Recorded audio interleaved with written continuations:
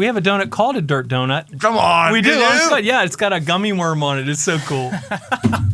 I didn't think to bring it. I should have. Next time. That's a total Next time. loss, really. Next time. I had a chance to You have actually... a dirt donut. You didn't bring a dirt I donut know, for dirt. The one guy who's down the pipe on your brand. Podcast is over.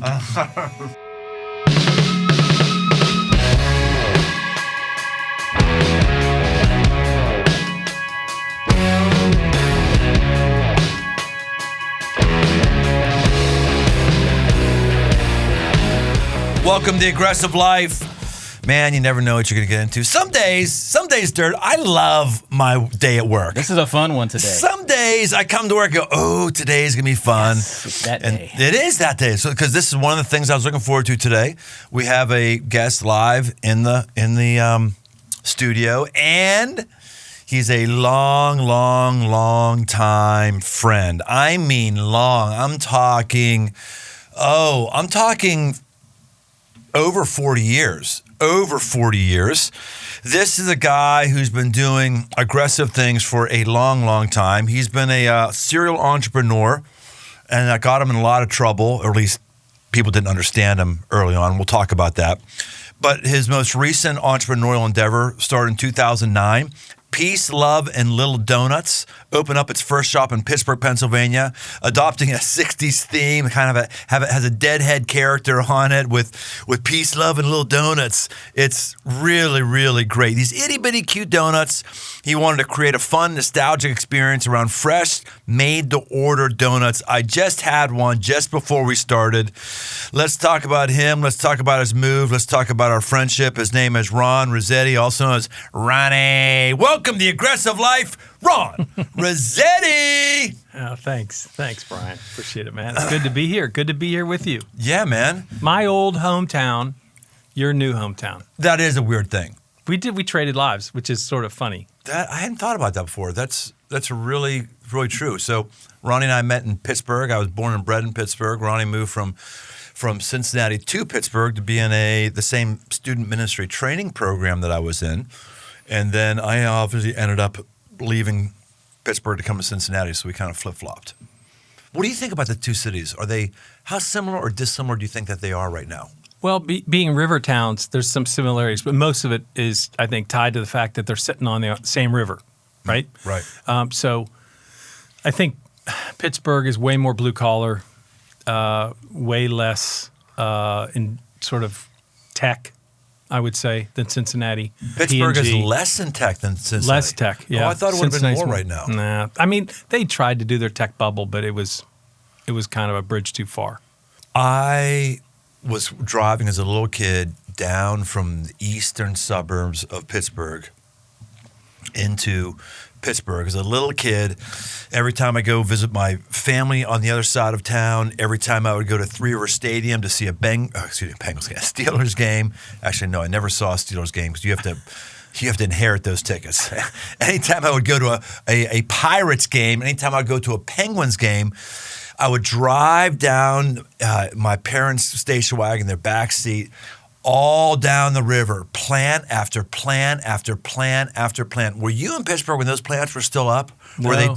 Were they abandoned when you came to Pittsburgh? Were they being torn down when you came to Pittsburgh? I think just being torn down. I mean, Pittsburgh was undergoing its sort of conversion from steel to something else, and something else hadn't really emerged yet. But I got there in '83. Well, I thought it was all tech medical stuff that all took that space right along the river. No? Some of it, yeah. The turn at J&L, yeah. That's what's still there, I think. But it's not enough tech to have saved the city from, a major shift. But there's more medical now, I think. Medical, that's right. All related to the hospital systems, which Right. are vibrant, yeah, and the colleges. So give us a little bit of your story before we dig into Peace, Love, and Little Donuts. I'm probably going to have another one right now. Do we have another one that has nuts on it? Yeah. Which one has nuts on it? This one here. This is nuts right here? Yeah. What is that one called?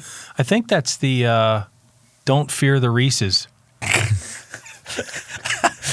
And how much drugs do you have before you name these things, by the way? I can neither confirm or deny the involvement of any I substances don't know if I'm going to eat a whole one in here, the but creation. I'm going to give it a little... Yeah, yeah.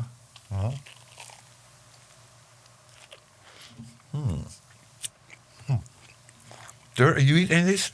Oh yeah, I'm gonna get one or 3. Are you protecting your figure or something like that? I gotta wash my hands first. Dude, if anybody needs to be just powering down calories, it's you. Look at you, dude. Come on. It's part of his employment agreement. Right. He must exactly. consume at least 4 of these a day. He should. So anyway, I started this out not really imagining in 2009 that this was going to turn into what it turned into. So, people think, wow, this is a genius idea, but it didn't ever sort of show up as a genius idea. It came in as a spaghetti up against the wall version of business. Just we were in dire straits financially from another business that I had that I started that failed horribly.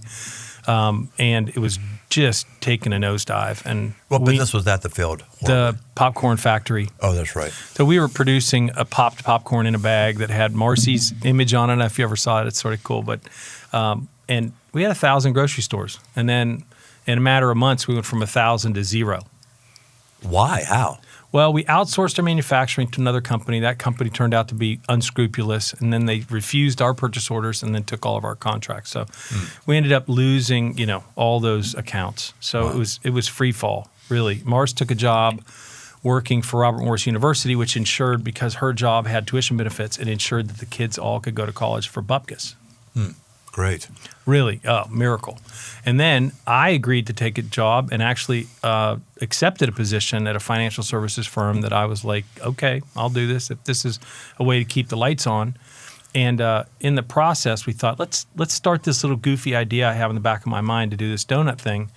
And if it pays our electric bill at the end of the month, great. But it's probably never going to do much more than that. And it didn't really take off. Not in that sense. But you and I were in the ministry training together years and years ago, 83, 84, 85. And then you took a job. We were actually on staff at the same church, not at the same time. Right. So I succeeded you. That's correct. Yeah. Yeah. Well, they upgraded. So we'll just put it that way. But when I was there, the senior pastor left. And when he left, everybody left. And you ended up with an associate who came back and got called as the senior. Right. And so you worked for him, and I was already gone. Mm-hmm. Right. Correct. So you going way, way back, though, to when you were in ministry, you were always in your mind thinking about some business thing, something. Like I remember you having a little clay model when we were in college. You were carving out a clay model that would be a new driver for the end of a screwdriver that wouldn't slip. Yeah. I remember you talking about a contraption that would suck the air out of the gas tank while you simultaneously pumped in the gas so you could have your car, filled more quickly. I remember what other ones? I had the windshield wiper that would adjust to the volume of rain. You did have that one. Yeah. Oh yeah. I mean, I'd been to the patent office I don't know how many times. I mean, I grew up in an environment that was entrepreneurial, so this kind of stuff just got on me. Mm-hmm. You know what I mean? It's kind of what you grow up with. My dad was an entrepreneur. He actually has patents at the patent office. He and his brother became, I guess you would call them light industrialists. They had a manufacturing facility here in Cincinnati, and for years were big employers here. And I grew up, cut my teeth really in all aspects of that business. So and I didn't do anything important. Cut the grass, refiled things, fix this, go fill an order, go pull parts, whatever needed to happen. I was 14, 15, 16, 17. Yeah. So you had a number of those things that either didn't come to fruition or failed, as in Never tried, the popcorn. Yeah. Right. And then something worked. What was the difference between what worked as opposed to the ones that didn't work? It's hard to necessarily deconstruct the failures as much as you can. It's hard to figure out successes sometimes. You think, oh, this cake tastes really good. What's the ingredient that's the most important?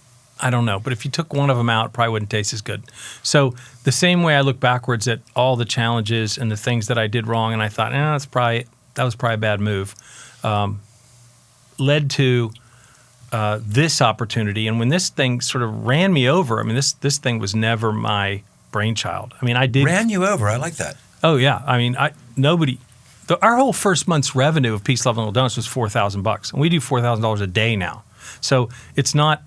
I mean, it wasn't a runaway success. Nobody thought it was going to work. Not even me. This was absolute financial desperation, and that's the way it was. And then, sure enough, God rescued us from the direction we were in, and we turned around and ended up, really, hopefully, riding this into retirement or a legacy business that our kids will one day inherit. So give the story how you discovered you could make a little donut and how you built on it, because it was one decision after another, one thing you would notice after another. Sometimes we think our life, if we're going to make the big decision, we've got to have this big planning session, and we've got to dream big, and we've got to plan big, we've got to spend big. But often it's just noticing something and going, I'm going to take a step there, and then noticing something else, and I'm going to take a step there.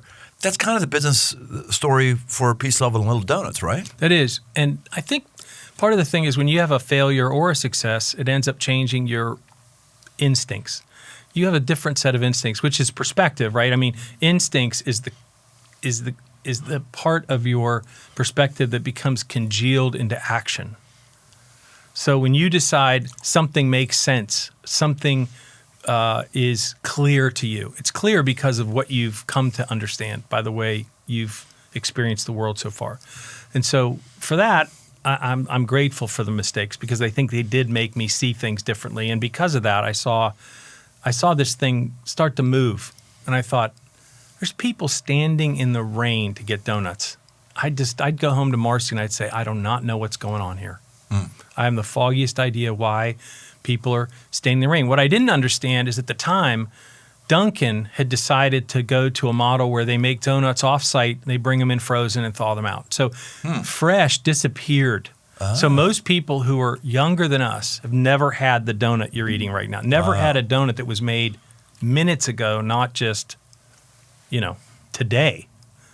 Most donuts are made days ago, if not longer than that, because they go through a freeze cycle, and then when they get thawed out whenever they need to be sort of breathe life back into. When did Dunkin' Donuts make that decision? When Bain Capital took them private and reorganized them. Mitt Romney, you rat bastard. You dirty Mormon. Look what you've done. Look what you've done to an American pastime. Hey, I probably He's should not send a him. dirty Mormon. That come a dirty Mormon? He's not a dirty Mormon. No, but I should send him a There's thing. nothing dirty in Mitt Romney at all. I should send He's him a a thank good you man note. who's clean and has nothing in common with dirt And at has all. no dog strapped to the roof of his car. None. So anyway, I think That is Mitt Romney, right? Bain Capital is Mitt Romney. Yeah, it is. Yeah. Good memory. No, so at Peace, Love, and Little Donuts started to go, and the first indication that people were. Well, let's go before you say first indication, like, take us this. How did it start? How did you discover to make a small donut? Well, how did you like? So I was in briefly. I was in another business where I was selling motorcycle insurance. And I went to the other side of Columbus, Ohio, to a place called Marysville, Ohio, which used to have a plant that made Honda motorcycles. They don't make them there anymore, but that's where they made the Honda motorcycle for a while, other than Southern California.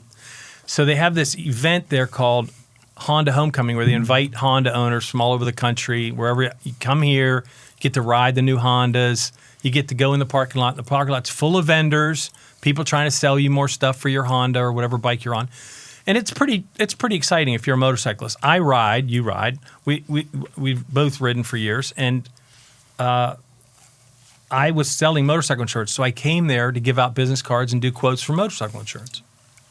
Well, because they don't want to turn everybody loose for lunch, they have food vendors set up in the parking lot. One section of the parking lot was set up with food, and there was a lady there making mini donuts off of a table, folding table under a 10x10 pop-up tent.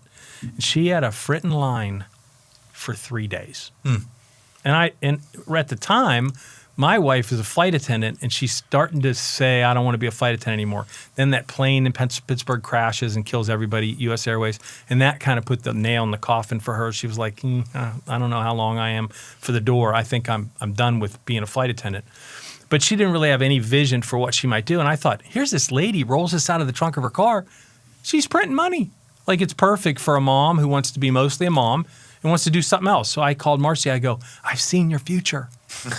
You're going to be the donut lady. And she goes, no, there's no way, no way.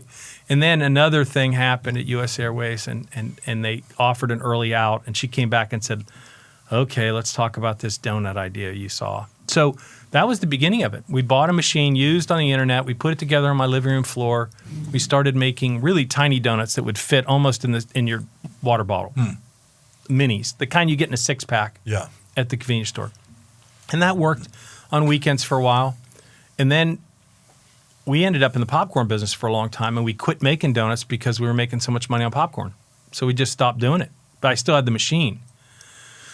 Then I finally sold the machine, quit even thinking about ever doing donuts again. And some guy who owns a bunch of equipment calls me, and he's buying raw popcorn from me. I buy truckloads of it, like semis full of raw popcorn because of my popcorn company. He wants to buy just a couple bags. So he says, hey, can I buy a couple bags? I say, come in. And next thing I know, he calls me and says, I got a bunch of concession equipment. I think I need to get rid of it. I'd stored in a lady's garage. I got to get it out of the garage. She's not going to let me rent the garage anymore. So it was just it was a crime of convenience. He needed somebody to buy this crap that he had. And he said, I think this is stuff you might be interested in. So I got to take a look at it. There's only one thing. It's this donut maker. He goes, you want it? I go, not really. And he says, I'll make you a heck of a deal. I'm like, oh, I still don't really want it. And he was even broken. It didn't work. I go, come on, man. I mean, I don't want it, and I don't think it's good to sell. He says, okay, I'll tell you what, give me $800, it's yours. And it's probably, I don't know, $4,000 machine. I'm like, okay, I can't get hurt, so I'll just have it as a backup. Well, I load it in the truck, and he tells me, I said, okay, I'll see you. He goes, oh, no, you got to come get the rest of it. I go, what do you mean the rest of it? There's no rest of it. I've used this equipment. I know what it does. He goes, oh, no, there's a big freaking thing you got to come get. It's in the garage, and that's the thing I need out of my way because I can't store it here anymore. I go, I'm telling you, there's nothing else.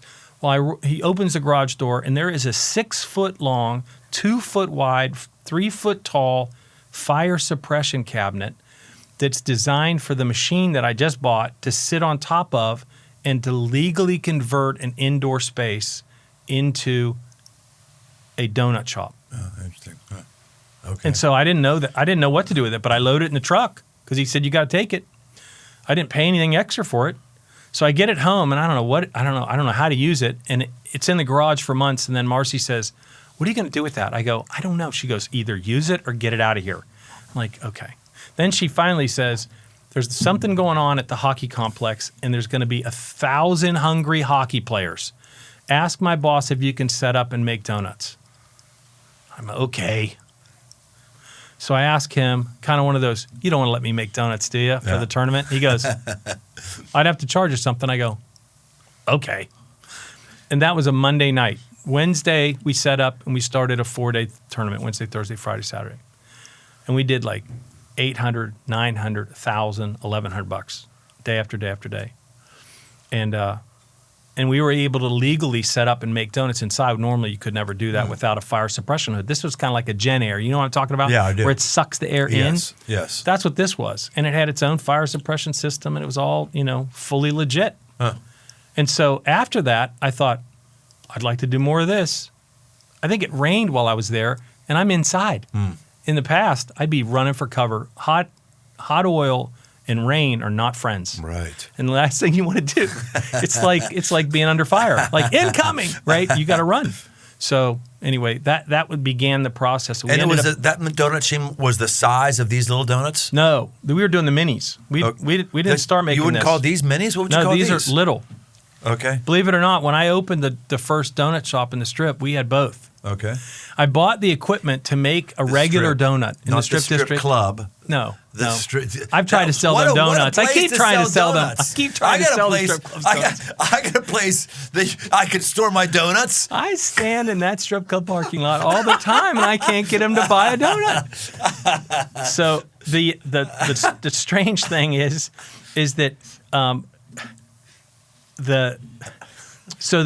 the whole process started off in this little tiny spot. I was going to buy more supplies at this place. I'm driving by this tiny sign that says for rent.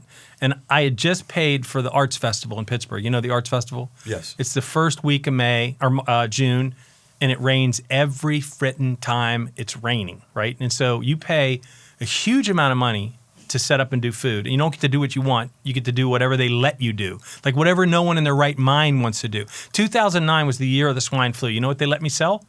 Birds. Pork sandwiches. People thought I was trying to murder them. They're like, is that like infected with the swine flu? Or I'm like, oh gosh. So we were selling donuts there. We were selling pork sandwiches. We were selling kettle corn. We were doing as much of the minors as we could do to try and make money. And the for whatever reason, people love the donuts. And they asked me, like, where's your donut shop? I'm like, you're standing in it. Like, this is a pop-up, which they didn't call it that back then, but you paid. But the ante, the amount of money you had to put up for 10 days, 11 grand. Wow. So you're rolling the dice, man. You could get bad weather for 11 days and be out that whole thing. So after that was over, I'm driving for supplies, and we're getting ready to set up for the regatta, which is another outdoor event. And I see this little sign, and I'm thinking, I bet the whole year's rent's not 11 grand for that spot. And so I just call because I'm still stinging from paying the rent for 10 days being $11,000. And fortunately, we made a little bit of money, but not nearly as what we needed to make. So turns out this little spot ends up available. I talk to Marci. I go, you think this will work? She goes, I don't think so. I don't know. Might, but I don't feel like it's a winner. I go, me either. But we should probably do something because we were headed right down the toilet. And so we opened up in August of 2009, me and Gabriel in the store together. Yeah, the youngest. Yep. Who also had a cheap clothing store that he's done called Gabriel's or Gabe's, right? I wish. I'd be working right? for him if that was the case. I'd be holding the door open. But no, so yeah, he was there with me, and we did our first day together, August 2009. And it took a long time before we were head above water, about a year and a half, and then we were all of a sudden we were cash flow positive a little. And you're in how many stores right now? How many states, cities, whatever? We have 30 locations either under construction or open right now. We have 5 that are under construction. And what was the 11 states. 11 states. What was the time when you said, "Oh, this is going to work. I'm going to make money"? Or are you still not saying that? No. I mean, we're making money. I think right around 2013, 14. So in order to open, I ran out of money before we even opened. I signed the lease like a nut, and I was told I didn't need some expensive plumbing stuff that I was told I didn't need, and then I come to find out, oh yeah, the health department says you do need that, and you need $5,000. I need to pay a plumber to do it. I ain't got it. So I go home and tell Marci we're done. I'm just going to give them the keys and tell them to sue me if you want to, but I don't have the money. So if I did, I'd open. I don't have it. And Marci says, sell my car. I was like, I don't know if this is going to work. She's like, well, you won't know if you don't do it. So I sold a car that I had just bought for her and paid cash for back when the popcorn business was doing well. And then all of a sudden we're broke and got to sell her a car in order to get this place open. So little baby miracles all along the way. I mean, if I listed them all, we'd be here all day. But they are legitimate things that go, that's not possible without God's grace. And so you go, okay, well, I guess we're headed in this direction. So we open up. And then 2013, 2014, I say to Marci, I'm going to replace, one of these days, I'm going to replace that car you sold. She goes, okay, I hear you talking. You can take me, go get a car anytime you want. Blah, I go, blah, okay, blah, blah. right. 2016, April, we're laying on a Saturday morning, getting up late, and I said, today's the day. She goes, what's today? I go, we're going to go shopping for you a car. She goes, what's my budget? I go, you don't have a budget. If you want a Silver Cloud Rolls Royce, I'm going to go pay cash for it. And you're going to drive it every day, so choose wisely. And she wanted a vet, and I kept trying to talk her out of it because, Pittsburgh, you can't drive a vet for 12 months. Right, no. You'd want to drive it, and then you'd wreck it, and then you'd be mad, and then I'd be mad, and then... No suspension, hitting the potholes. Terrible. Horrible. Right. So I said, but she's such a speed demon, this girl. Lord. Anyway, so she wants to go fast. I get her in front of a Tesla Model S, which I had never heard of. Yeah. But it looked fast. The guy said it's fast, and he said it's all-wheel drive. I go, touchdown. So we go test drive it. She about bangs my skull off the headrest in the test drive. And I go, give a guy a heads up before you stomp on that accelerator. And we come back. I said, what do you think? She said, I like it. I don't love it. And this is back, like Teslas seem like... This is 2016. Like blah, blah, blah right now. Yeah, Tesla, whatever. I don't like Tesla. Elon Musk, some Back people. then, I don't it like was... it was the wonder car. It was the Batmobile without gas. Right. It was a spaceship. And I think the thing is she didn't love the S. When we came back to the parking lot where we were doing the test drive, there was a Model X, which is the one with the falcon wing doors, is sitting there, and the doors are open. She goes, what's that? I go, oh, Lord. No. And so the sales guy's with me, and all she does is sit down in the passenger seat and look up at this glass that starts in front of you and runs all the way over your head, one giant sheet of glass. And I said to him, I go, what's the chance this is cheaper than the one we just drove? He goes, none. I go, perfect. I signaled to Marci, I go, what do you think? And she goes, she says yes. This is the one. So I said to the guy, I go, okay, how do you do this? I mean, how does this work? He goes, well, you go in and you pick your colors and you pick your trim and you pick your thing and you put in an order in, and then maybe 8 months, 9 months, 10 months from now, it'll show up. I go, oh, no, dude, that's not going to work for me. Don't you know, I am the most impatient person in the world. Right. I said, so I'm we going to left run there. out of money in 8 or 9 months. I said, okay. So I got on the internet. I found a cat who had put in a reservation a year and a half before. His number came up, and he didn't have the cash to make it work, but he was willing to sell his place in line. So turns out that vehicle was probably 95% of what we would have ordered if we got to pick everything. Perfect. So I jumped the line. I took his spot. It's got everything switched over. And that vehicle was delivered in our driveway on our anniversary, May 26, 2016. I remember the night that I first saw you guys. I was in Pittsburgh, and it was a rainy night, and you had that. She was driving that. It was like a proud moment for you all. Like, yeah, I blessed my wife here. We're enjoying the fruit of our labors. It was a big deal. It is. It's always a balancing act. I mean, it doesn't matter whose opinion. I don't care about what anybody else thinks. I do care about what Jesus thinks. And so that's the thing. The problem is he doesn't give me a Post-it note about any of this. Mm-hmm. What he wants to do is bless me, and I know that that's in the context of all the other things that I am dealing with, wrestling with, giving him, hanging on to. All that is churning, always sort of like spinning. Right. What's the biggest headaches of owning a donut business?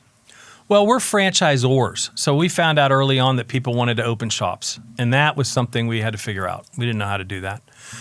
So once we figured it out, we were able to move into that kind of sort of relationship with others. So people would come to us and say, we want to open a Peace, Love, and Little Donuts.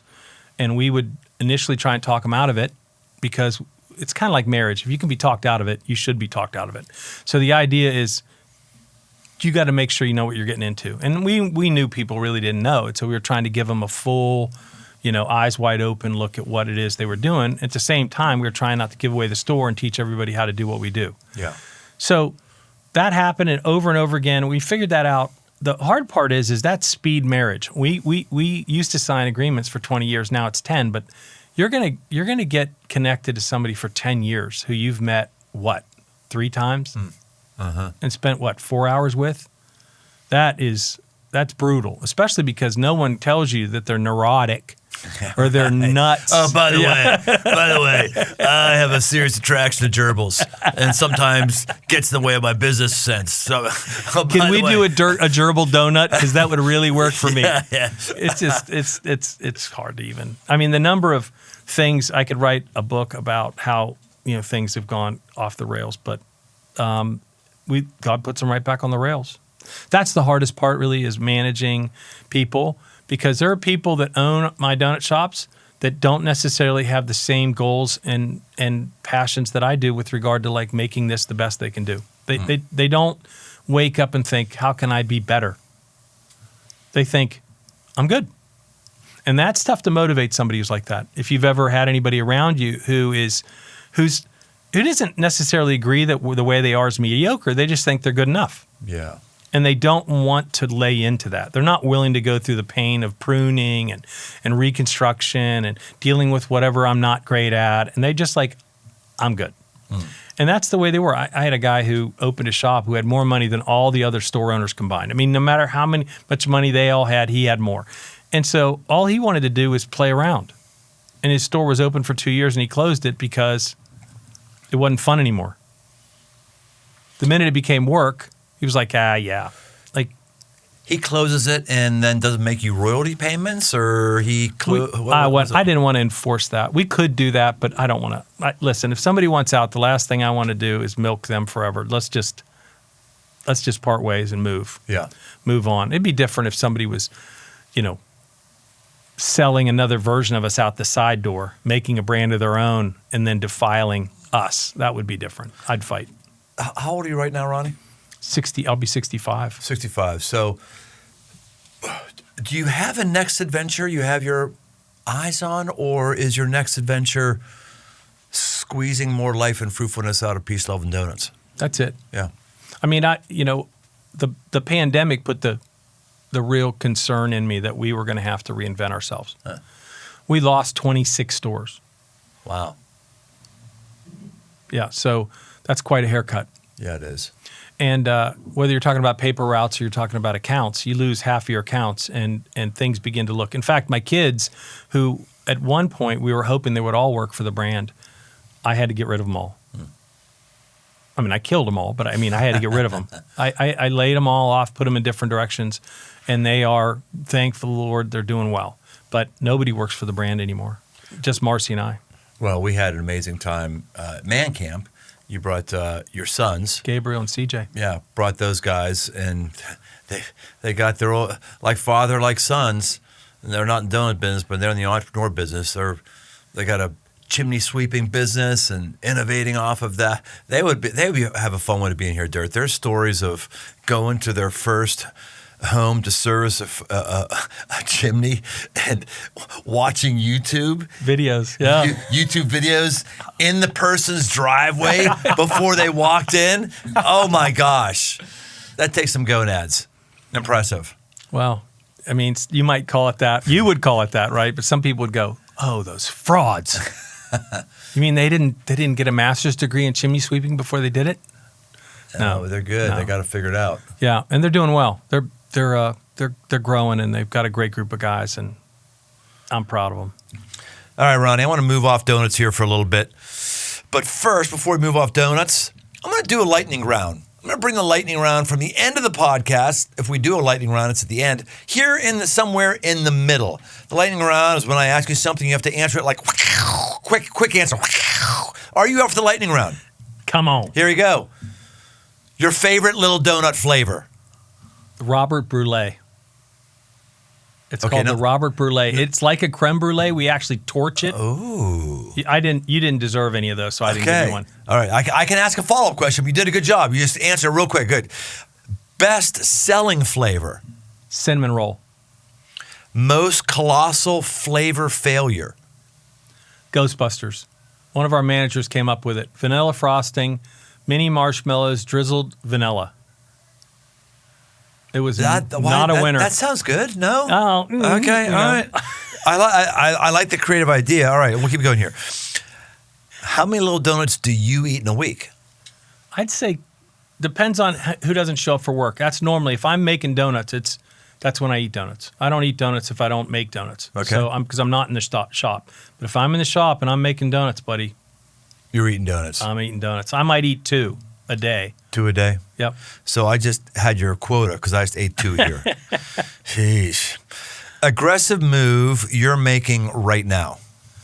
Stock. I'm investing in the stock market.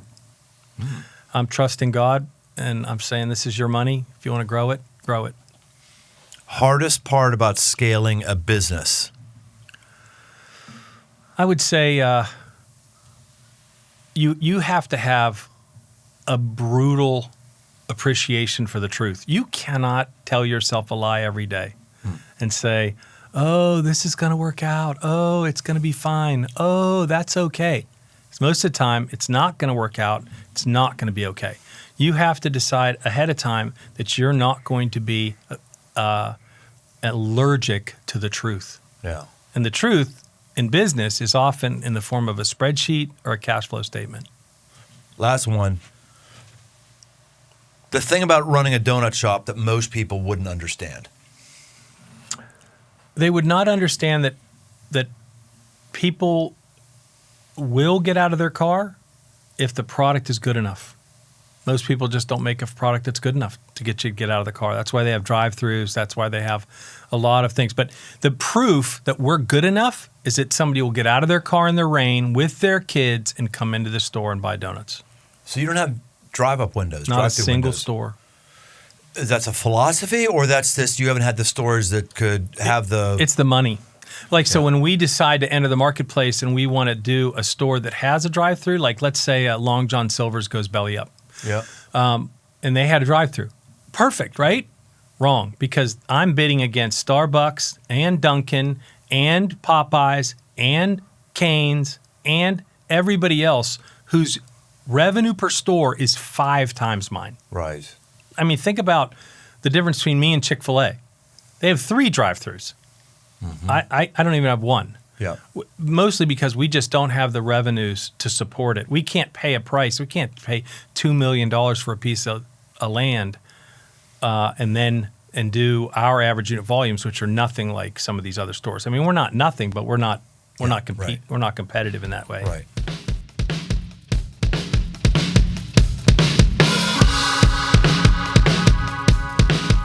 Taking care of your health isn't always easy, but it should be at least simple.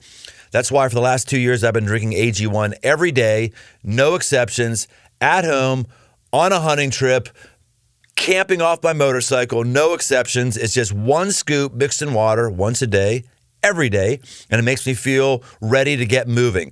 That's because each serving of AG1 delivers my daily dose of vitamins, minerals, pre- and probiotics, and more. It's a powerful, healthy habit that's also powerfully simple. I like to have it in the morning. I have a 12 ounce of water, so right off the bat, I'm helping my hydration every single morning. This is the one product, if I had to recommend one, I'd recommend this one to elevate your health. It's AG1, and that's why I partnered with them for 2 years. So if you want to take ownership of your health, start with AG1. Try AG1 and get a free 1-year supply of vitamin D3 plus K2 and 5 free AG1 travel packs with your first purchase. Go to drinkag1.com/aggressivelife. That's drinkag1.com/aggressivelife. Get yourself some.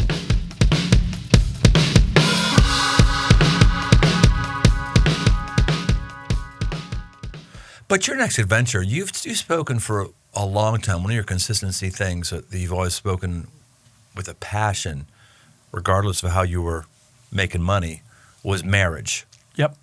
Yeah. You've been bending your life towards that for a while. Why? Well, I don't mean just your marriage with right, Marci. right. I mean, I think it's the first time I ever called her Marci. Mark. Not just your marriage with Mark, but your desire to help people who are married. Well, you and I have been ringside for a lot of mistakes and a lot of blow-ups, right?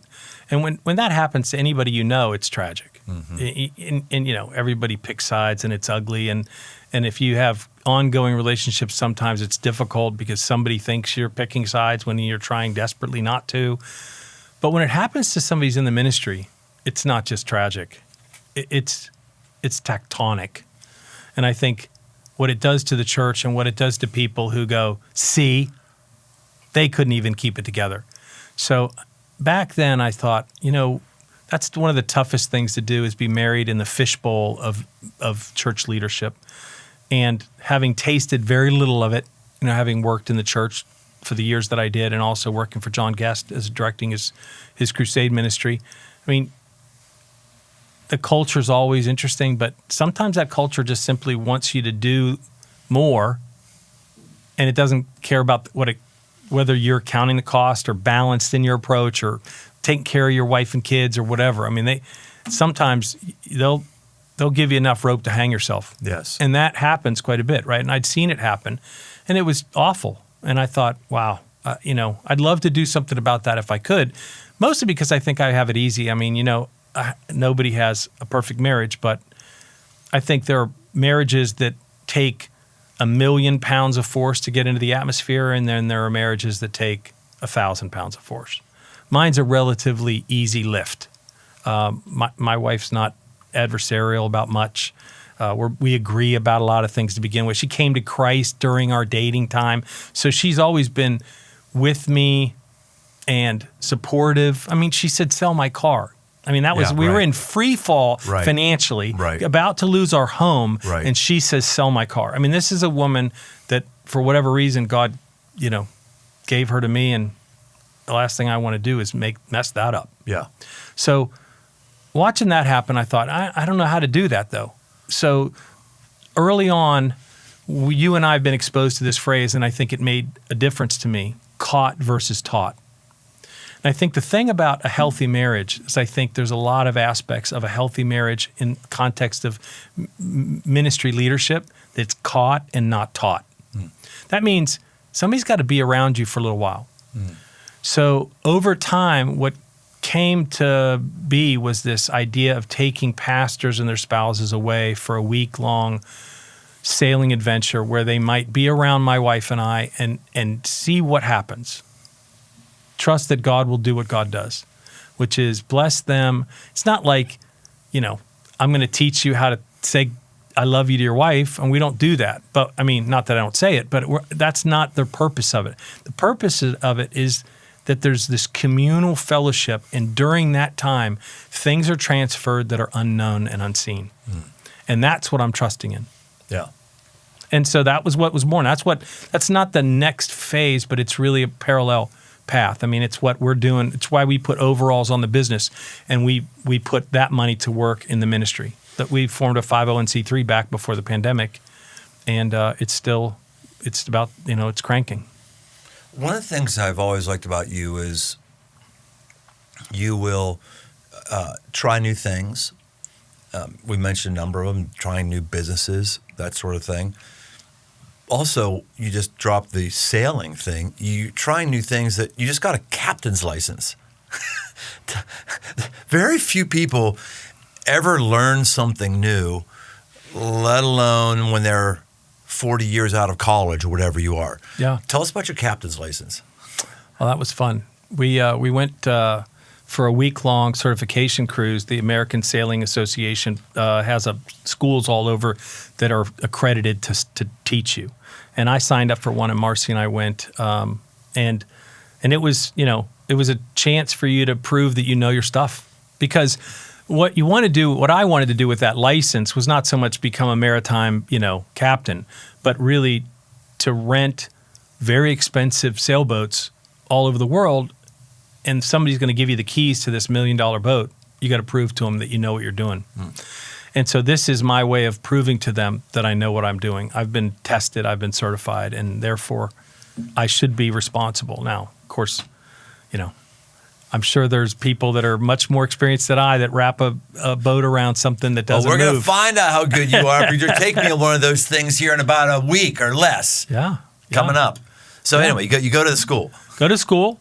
2 other couples were supposed to be on this voyage. Their planes didn't make it. Oh, it's a voyage. You're actually on the ship the whole time. The whole time. Wow. All right. So you got to show them. Is that the right thing? Ship, vessel, boat? They're all right. All right. They're all correct.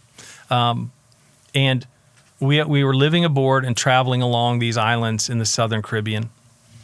And I had to prove that I knew how to do this, do that, all the things you got to do to sail. And it was exciting, challenging at times.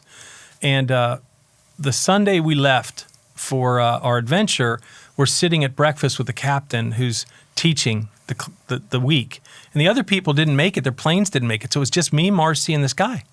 So which ended up being really helpful because we had all this time, which I would maybe not have had that not been present. Because he says, what are your goals, Ron? What are your goals? I said, well, I would like to be certified across all the platforms, basically prerequisites, 101, 103, 104, 114, which are all the numbers that are the classes you need. Each one having a prerequisite of the one before. He said, who told you that was possible? I didn't expect that question. Huh. I said, well, the school did. Because I told them what I wanted to do, and they go, okay. He goes, technically they didn't lie to you. It's only ever been done twice, ever, that I'm aware of. He said, how much sailing experience do you have? I said, pretty much none. I mean, I'm a boater, which is different than sailing. But you got a motor, and you're going up and down a river or something like that. Yeah. Right. And two engines. I mean, I'm pretty good with boats, but not sailing boats. And so he says, well, the other two guys had tremendous sailing experience. They just never got certified. And so by the time they went through the certification, it was just them checking boxes. I mean, they'd been sailing for years, either on their own boats or boats that they controlled. I go, listen, I've failed at lots of stuff in my life, man, so this won't be the first time. If I fail, I fail. He goes, okay, it's a good attitude. So we take off and do 6 days aboard the Inordinate. That was the name of the boat. Inordinate. The Inordinate. It was old. It had one working piece of navigation equipment. It had a compass. Wow. One of those ones that spin around. That's it. So this was not a pleasure cruise? No. I mean, is this like a wooden ship? No, fiberglass? It was fiberglass. Is it a catamaran? It was a cat. Okay. Because it was 114 is the catamaran certification. So anyway, that was the experience. I got all four. Wow. I got signed off on.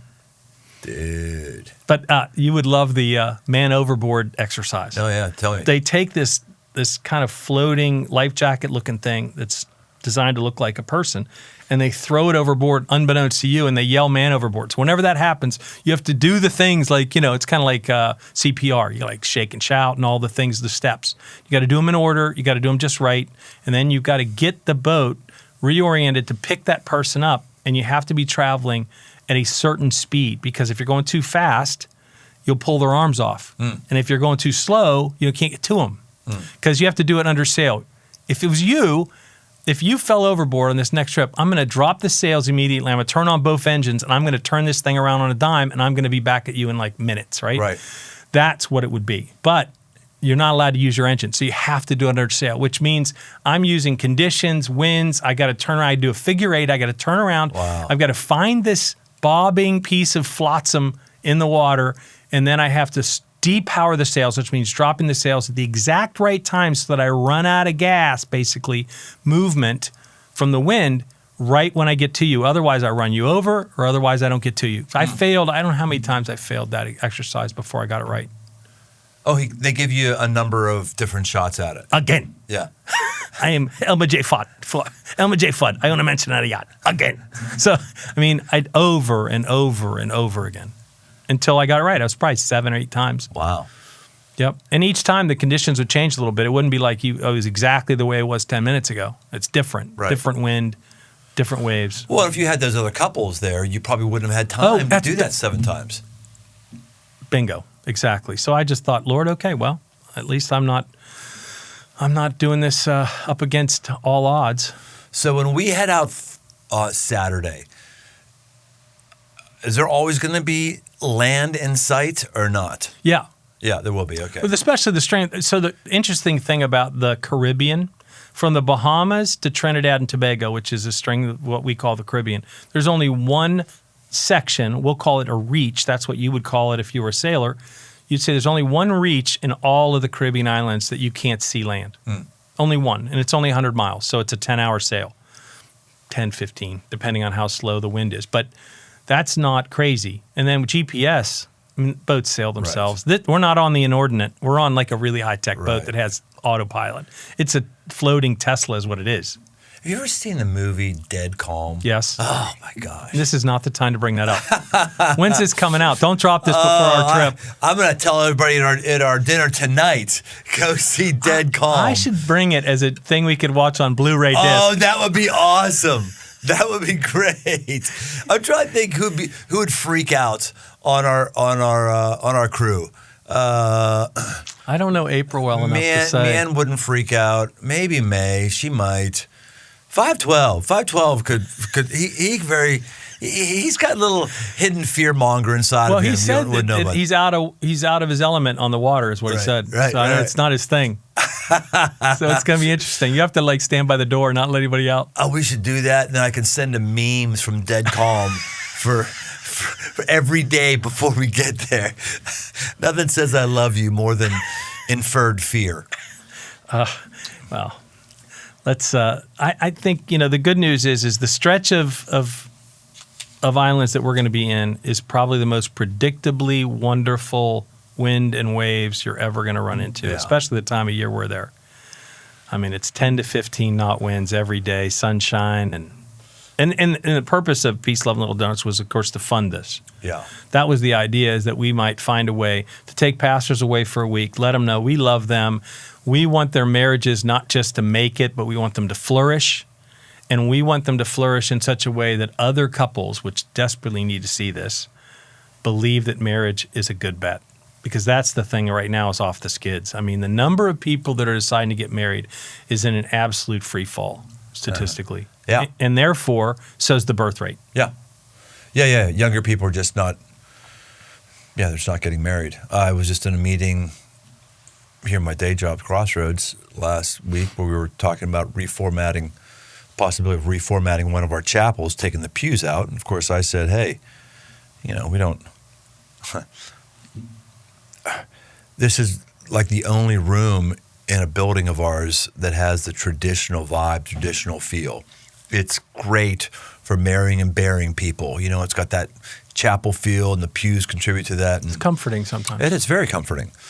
Even if you're not a traditional person like myself, you walk in and you're like, oh, okay. And the piece of data was heartbreaking was, well, we're not really having anybody get married. So we don't need it as a chapel. Ouch. Well, and I think part of that is because the marriages that are high profile, yours and mine, because of the fact that I have this business that makes my marriage high profile, we tend to cover. We try and live private lives, and the world does not reward us for being transparent. Mm-hmm. It attacks you. Mm-hmm. Whatever it doesn't like. I think your shirt's disgusting. I don't like your haircut. Whatever it is, there's somebody's a critic, and everybody is given a microphone to announce what they think about you, your life, your work, your words, your marriage, whatever. They've got a microphone, and they shout out about it because I think it in some way makes them feel important when maybe they don't feel important normally. Right. So I thought, what I want to do is I want to put a support structure under these pastors and let them know this is Switzerland. You can come here and you don't have to worry about anybody putting a search committee together to replace you no matter what you're dealing with. Let's just deal with it. Let's patch you up. Let's find a way to take the bushel off of your light. Your marriage light needs to be set on a hill because no one sees it. And that is hard. Yeah. That's an uphill move. That'd be an uphill move even if we weren't in this toxic culture. But it's uphill and dangerous. And so I think this is the beginning of what I hope is kind of God's movement towards restoring ministries who are married couples into a position of feeling more comfortable sharing married life. Yeah. When you say doing life, I think you're the first person I ever heard say that. You asked me years ago, who are you doing? I think we were catching up over something. Yeah. You said, who are you doing life with? And I thought, that is an interesting way to think about it. I'd never thought of that. And this is 20 years ago. Yeah. And I thought, well, I'm mostly doing life with people who are safe to me, still to this day. I don't rarely bring people in who I sense are dangerous in any way, socially, emotionally, physically. Yeah, I don't do that because I've got Right. a family to take care of and a business that I'm going to try and stay intact. Yeah. But Christ wants me to go into these places that I'm not safe. And he certainly wants me to take my marriage and put it on a hill and let people see that come hell or high water, I'm leaving with her. Yeah. Yeah. And that makes her feel good because she sees that I'm not just saying this to her, I'm saying this to the world. I shout this with everything that I do and the things that I attempt. I am saying I'm for her for keeps. What's something that you do in your marriage that someone who is struggling might not do in their marriage? I think speak forgiveness. That right there, buddy. And people have said to me, what's the secret? When they find they've been married for more than 40 years, they go, what's the secret? I go, the secret is speaking forgiveness. And they go, what are you talking about? I go, well, when you are in the place where somebody says, that's my fault. I hurt you, I did something I shouldn't have done, or I didn't do something I should have done. Will you forgive me? And most of the time, we go, of course. We don't ever say it. And speaking forgiveness is an emotional way of getting yourself off the hook that you're on. And it allows you to then believe that God can restore this. But if you find out that you're just keep doing the same stupid thing you've been doing all along and they never said, I forgive you, it's because they're harboring resentment, right? And it's building up. Yeah. And that's a marriage killer. It's everything killer. It kills every friendship. It kills every relationship. If you can't clear the deck with forgiveness, and it's never, I think, complete until it's spoken. Yeah. That's why I like it. I like to say, I please forgive me, and I wait for answer. There was the researcher, his last name was Gottman. I think it's John Gottman. And it might have been Purdue, some university. And his studies, he said that he could overhear a couple in a restaurant, and he would tell within 5 minutes whether or not they were going to make it or not. And what he looked for was contempt and disdain in their tone of voice. If there's any bit rolling of that. the eyes. That's what Jordan Right. Peterson says. You roll the eyes, it's disdain. It's absolute contempt. There you go. It's a sign of it. So I think you're right. I mean, once that creeps in, if you can't grab that by the root and tear it out, then even if you break it off, it still grows back. Even if you break that root off, that weed off right at the surface, it's just going to keep growing, and you're just going to have another problem. And eventually somebody goes, I'm tired of it, right? That's what they go. I'm tired.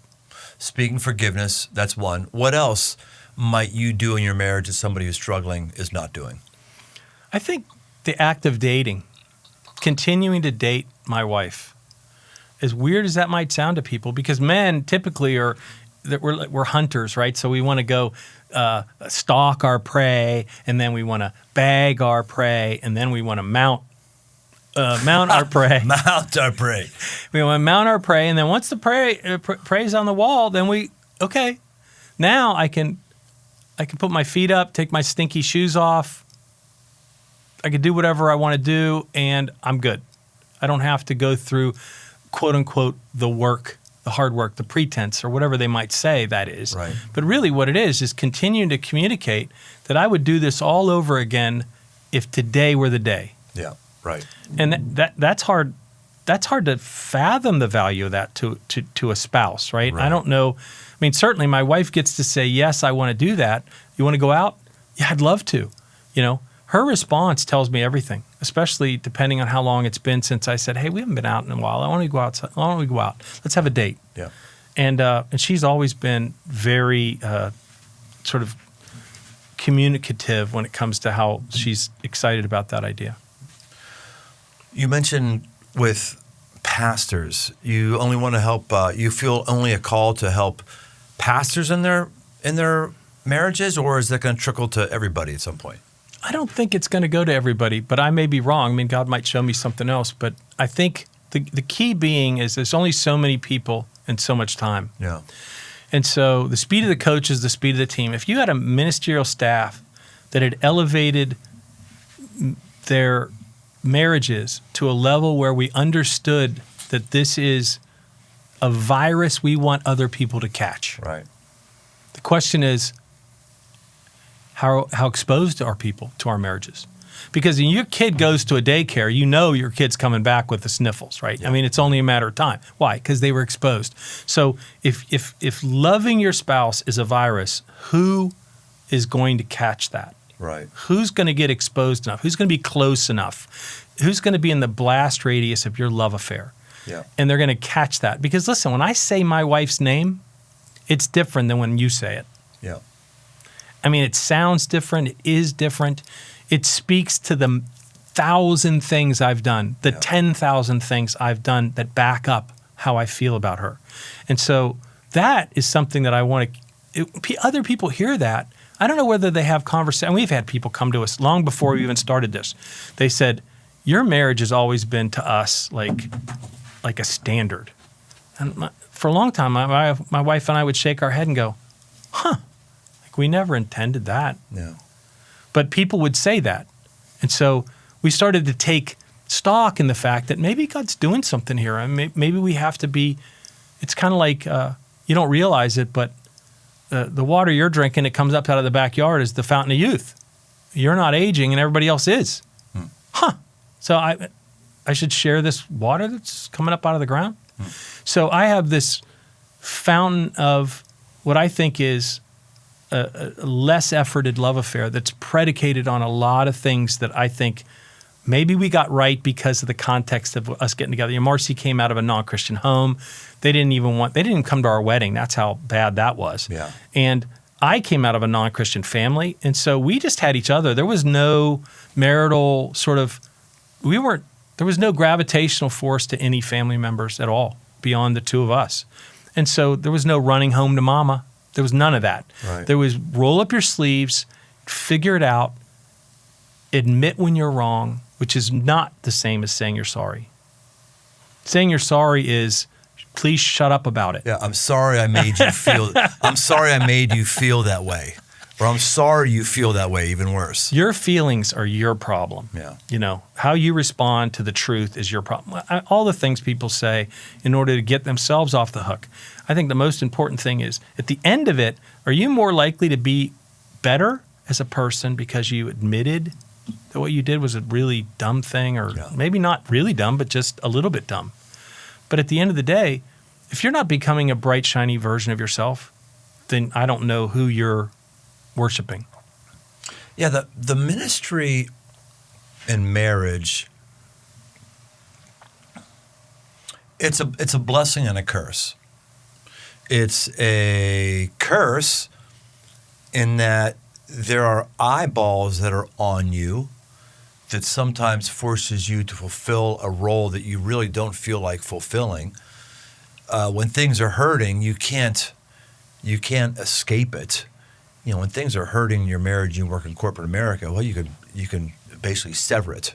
You can sever it. It doesn't impact as much. But man, when you're in ministry and your marriage isn't right, and it hangs on you when you can't give a talk on marriage. Your marriage isn't well. You can't give a talk on, being a faithful bride of Christ or being a faithful groom if you and your spouse aren't faithful. It can be an ominous weight that you feel like you need to sometimes escape from and sometimes do unhealthy things. And therefore, it's also a blessing because you go, man, stakes are high here. We cannot afford for this to go wrong, and we have to keep on our game and work this out. Because if we don't work this out, there are ramifications on a lot of people, because we're a model for people, like it or not. We're a model for people. And if we've modeled that you can't make it and that marriage is too hard and not worth it, that's a horrible thing to the institution. Yeah. I think it's hard regardless, but I think pastors have it even harder because of those sort of endemic pieces of it that make it very, very, everything's wired to blow. You really can't, you don't have anybody you can really talk to. If you do, then everybody loses their mind. And then the whole gossip thing, it just goes wild, you know.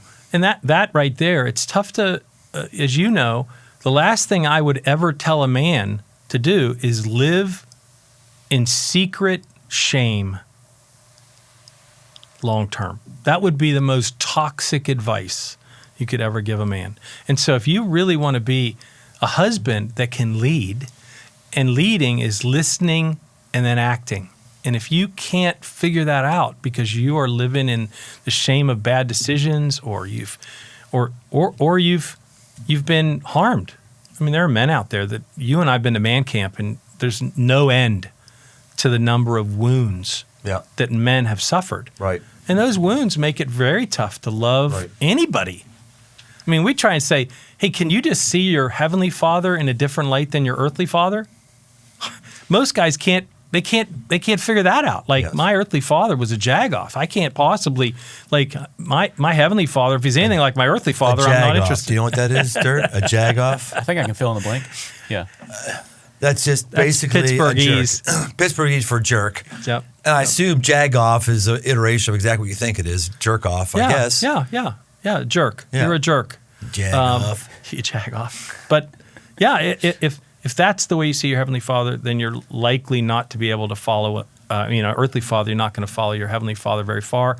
And if you are, you're not going to be vulnerable. You're not going to say, hey, I need rewired. I got a problem here. I can't tame this problem I have. It keeps biting me. Right. And it keeps harming my relationship, my sacred relationship. You know, the thing about your marriage and my marriage is even though we don't want to get into the sort of the Catholic idea of things, but the sacramental nature of marriage is such that it has an innate and unique ability to glorify God. Very much like they say there's no atheists in foxholes or delivery rooms. It's because once you see what's going on, you have very short distance to reach your Heavenly Father. Mm-hmm. It's right there because it has to be. You don't have any choices. So the idea that our marriages are sacramental in a sense means they're under attack. I mean, if anybody had a wonderful, effervescent relationship that had challenges that people knew this isn't perfect, but they know these guys roll up their sleeves and they figure it out, that would be an absolute beacon to people. Because you'd be like, well, how did that work? How's that possible?